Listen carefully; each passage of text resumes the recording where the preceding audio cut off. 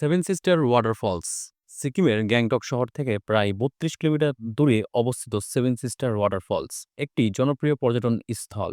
এই জলপ্রপাতটির বিশেষত্ব হল এই ৭টি ধারা বা স্তর থেকে নেমে আসে, যা একসঙ্গে প্রবাহিত হয় একটি সুন্দর ও মনোরম দৃশ্য তৈরি করে। ৭টি ধারা একসঙ্গে প্রবাহিত হওয়ার কারণে এটি ৭ বনের প্রতীক বলে মনে করা হয়, যা ঐক্য ও সৌন্দর্যের প্রতীক।